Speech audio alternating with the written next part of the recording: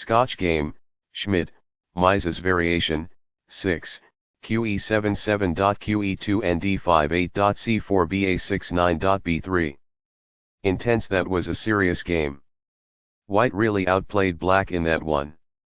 Both players had an amazing opening.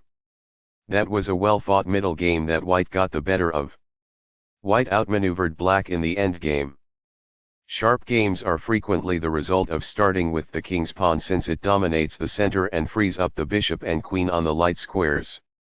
A typical answer is e5, which builds a position in the middle, controls d4, and frees up the queen and bishop on the dark square. The move nf3 advances the knight toward the center, engages the e5 piece in combat, and sets up a castle. nc6 defends the pawn on e5, advances the knight toward the center, and scans the d4 square. In the Scotch game, d4 gains space in the center and attacks the e5 square twice. x4 opens up the center, and is somewhat forced given that White was attacking the pawn twice, and protecting with d6 doesn't work out. nx d4 recaptures the pawn and centralizes the knight. nf6 advances the knight and engages in an attack on the exposed e4 pawn. nx c6 captures the knight and forces Black to double their c-pawns. bx c6 captures the knight, controls the d5 square and opens up the b file. e5 takes space in the center, attacks the knight on f6 and controls d6. Qe7 develops the queen, attacks the e5 pawn and pins the e5 pawn to the Black king. Qe2 develops the queen and unpins the e5 pawn. Nd5 places the attacked knight on a center square. c4 takes space in the center and attacks the knight on d5. ba6 develops the bishop, attacks the c4 pawn and pins it to the queen on e2. b3 protects the c4 pawn and prepares to fianchetto the dark squared bishop to b2, where it will sit on the long diagonal. Castling gets the king to a safer square, out of the center of the board, while also developing a rook. Castling queenside tends to be more active because the rook is closer to the center. Games Master. It is the final book action. This poses a risk of winning a pawn. It is incorrect. By positioning the bishop on a potent diagonal, this fianchettos the bishop. That's good. This seizes a helpless pawn. That's good.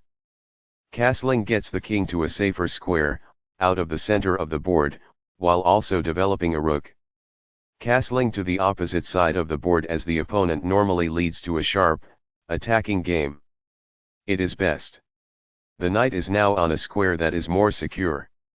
It is ideal. This develops the bishop and gives it scope on the long diagonal. It is good. There was just one smart move to be made. It is incorrect. This squanders a chance to link rooks. It is incorrect. This would be a missed chance to move a piece to safety. It is incorrect. Perfectly on point.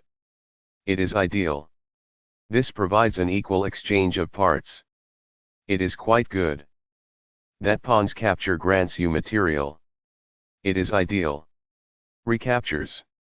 It is ideal. Backs off. It is ideal. The game was almost evenly matched, but Black is now worse. It is incorrect. Recaptures. It is ideal. This overlooks a better way to develop a bishop off its starting square. It is an inaccuracy. The knight becomes more active as a result, gaining control over more of the board. It is ideal. This requires an open file, a typical technique for rook activation. This may succeed in winning a bishop. It is ideal. Although White had the upper hand, the game is now almost even. It is incorrect. Backs off. It is ideal. It's alright. That's good. This threatens to reveal an attack on a knight. Only one move worked there, and this wasn't it? This overlooks an opportunity to activate a rook by getting it to the 7th rank. It is a mistake. By moving a rook from its starting square, this activates it. This poses a fork piece threat. It is ideal. This protects the attacked pawn. This stops the opponent from being able to fork pieces. It is best. Very precise. It is best. This threatens to activate a rook by getting it to the 7th rank. This permits the opponent to win a tempo by threatening a rook. It is an inaccuracy. A powerful play. It is quite good. This loses a better opportunity to expand a bishop's range by shifting it to a more advantageous square. It is incorrect. This offers to exchange pieces of equal value. This is the only move that works. This threatens to win a rook. It is a great move. That is a logical response. It is quite good. This accomplishes this by posing a threat to a rook and compelling it to flee. That's good. The rook is now in a safe position. It is ideal. While not a mistake, that is also not the wisest course of action.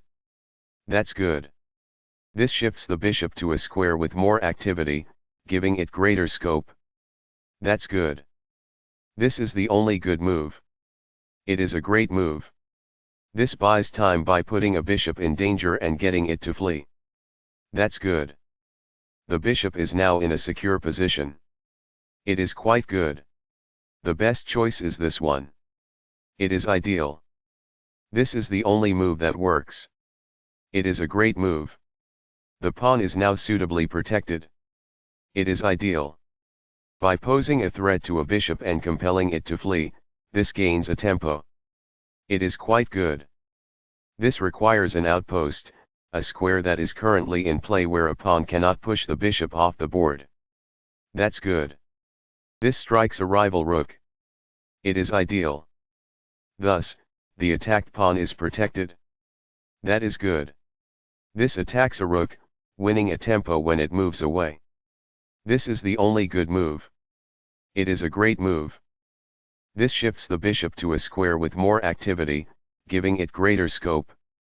It is ideal. This succeeds in capturing a helpless rook. It is quite good.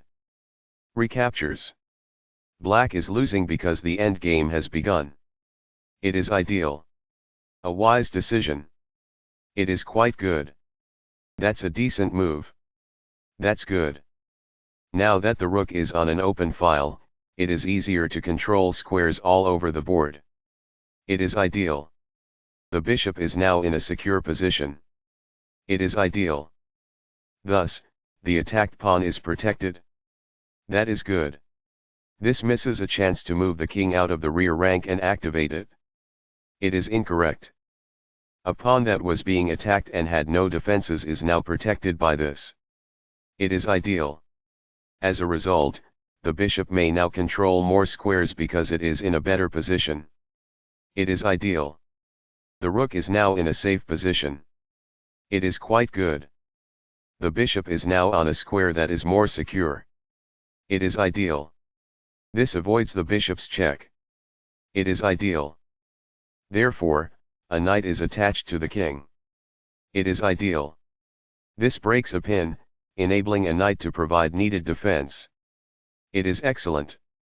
In the endgame, an active king is essential, and removing it from the rear rank is the first step.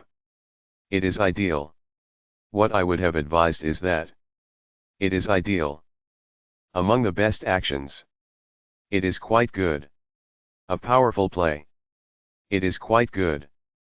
This exchange is fair. It is ideal. Backs off. It is ideal. It's all right. That's good. The rook is now on a square that is more secure.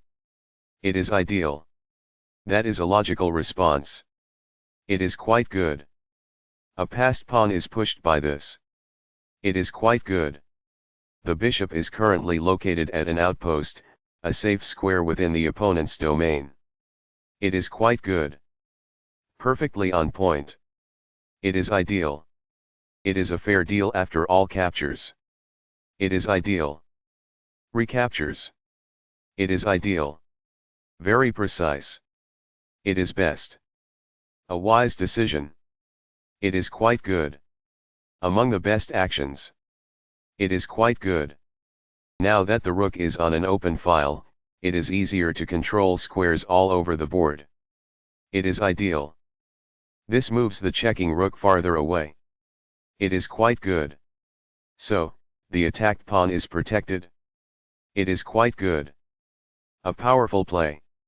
It is quite good. That's a sensible reply. It is excellent. Intense. That was a serious game. White really outplayed black in that one. Both players had an amazing opening.